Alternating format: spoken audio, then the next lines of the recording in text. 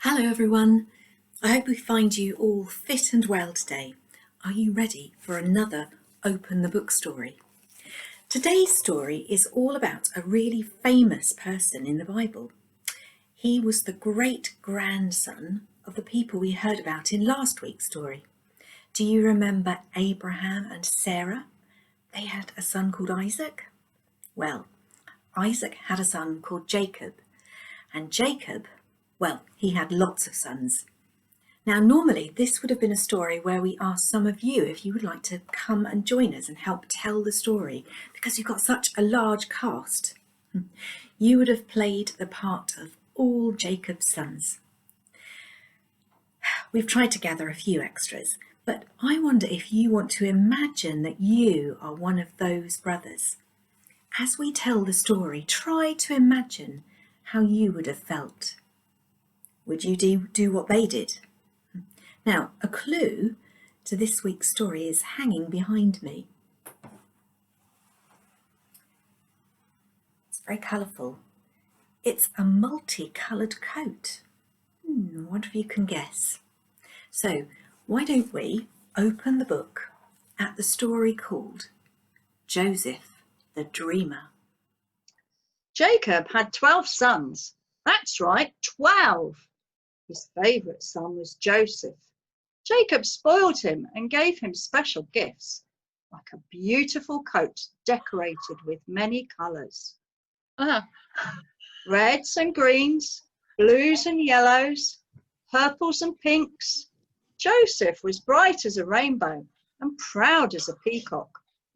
Joseph's older brothers did not like this one bit, but what they hated even more were Joseph's dreams.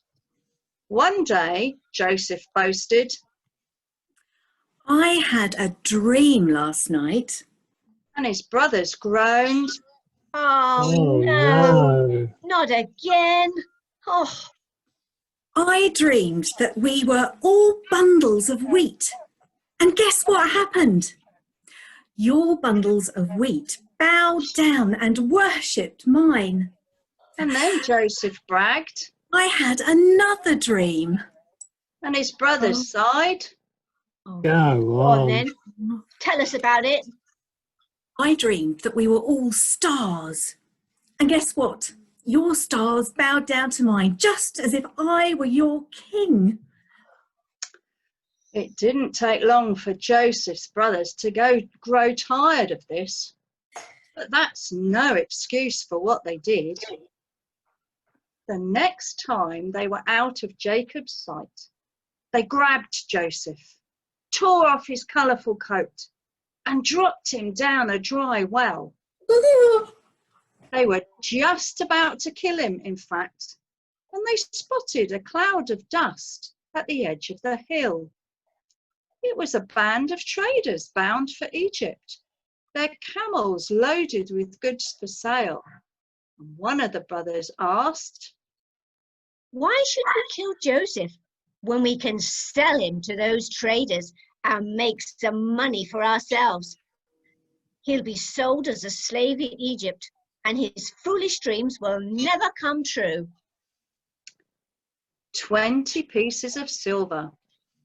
That's how much the traders gave them for Joseph. And when the traders had gone, the brothers ripped up Joseph's coat, dipped it in the blood of a goat, and carried it home to their father. And they told Jacob, Joseph is dead. Joseph is dead. And they showed him Joseph's coat, its long sleeves shredded, its beautiful colour smeared with blood. Jacob wept. Oh no! Oh, my poor Joseph! Oh no! And Joseph wept too, as the traders carried him far from home. When the traders took Joseph to Egypt, they sold him to one of the king's own soldiers, a man named Potiphar. He was kind, and Joseph worked very hard for him. So hard, in fact, that Potiphar put Joseph in charge of all his other slaves. Potiphar's wife, however, was evil and cruel. She told lies about Joseph and had him thrown into prison. Things looked bad for Joseph.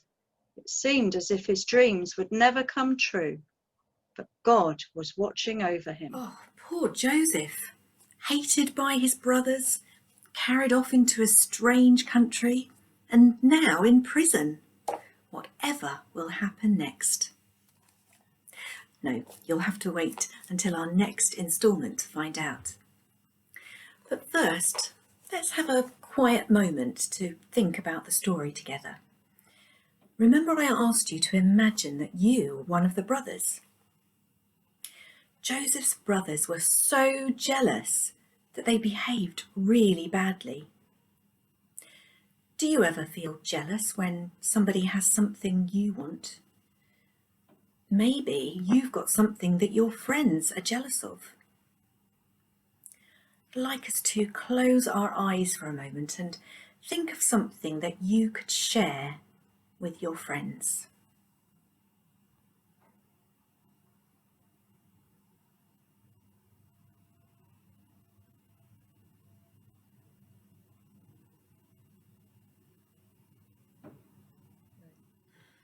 Now I'm going to say a prayer, and if you want to make it your prayer, say Amen at the end after me.